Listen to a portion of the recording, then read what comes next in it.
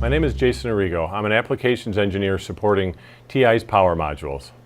Today I'm going to be demonstrating the EVM for the TPSM 846C23 PM Bus power module. It's TI's first PM Bus power module, and it's ideal for powering high current core voltage rails for high performance DSPs and FPGAs. And it's programmed using TI's Fusion Digital Power software, which can be downloaded free at ti.com. The TPSM 846C23 has an input voltage range of 4.5 volts to 15 volts, an output voltage range of 0.35 volts to 2 volts, and supports up to 35 amps of output current. This device can be paralleled for up to 70 amps of output current, and this EVM is available on ti.com, shows the parallel configuration of two devices. The device is configured using the PM Bus command set and can accurately monitor temperature, output current, output voltage, and output power, and can be configured for multiple other parameters of the device. The graph here shows the safe operating area of the device from the datasheet. It shows operating ambient temperature up to 105 degrees C and up to 35 amps of output current for 4 different airflows. So now I'm going to demonstrate the EVM, the proper connections and proper setup, and how the device works. So the device is powered up using a power supply, a load, and there's also 2 voltmeters for monitoring the input and output voltage. And the device is connected to my computer using the USB to GPIO interface, which can also be ordered on the website. When ordering the EVM, it's also bundled with the TPSM 846C23 EVM. So this is required to power the device with the Fusion Digital software. So when applying power to the device, it must be connected to the terminal block, and the output voltage and the current needs to be connected to the output terminal blocks. There's also test points for the input voltage and for the output voltage, but those are just meant for digital voltmeters because the traces aren't big enough to handle the currents.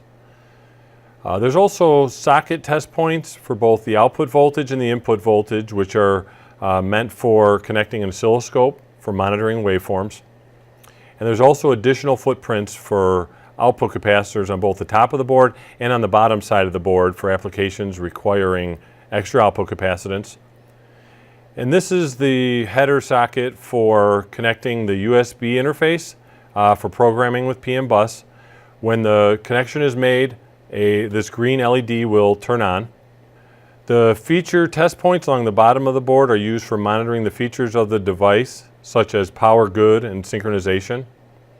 And then the headers for jumper headers for changing the switching frequency, selecting the compensation components based on the output voltage, and the output voltage setting can be changed using these headers here. So now I'm going to configure the board using the software. I already have the software downloaded to my computer, so I'm going to launch Fusion Digital Power Designer software. And as it comes up and initializes, it recognizes that the USB adapter and the EVM is connected to my computer. If not, you'll get an error and have to connect and retry. And then you go and click to configure the device, and then the configuration window comes up. So I'm going to resize this to make it easier to read. And this is where we go in and make changes to configure the device. To get it running, it needs to be converted, always converting. Also, you can change your output voltage. So I'm going to change my output voltage here to 1.0 volts. You can also change your under voltage warnings, over voltage warnings, current limits, and other parameters here. And any changes that are made, you must write to hardware by clicking on the tab in the top left. Writing to hardware configures the device. And then I'm going to go to the monitor tab, and now we're able to monitor the operation of the device. And so as we see the 3 different waveforms that are being shown on the screen, the output voltage is running at approximately 1 volt. Output current 10.5 amps, and it's also monitoring the junction temperature of the device. And additionally, we can monitor the output power. It's a calculation, so we'll have to get the maximum power out of the way so we can monitor, and we're seeing 10.5 watts of output power.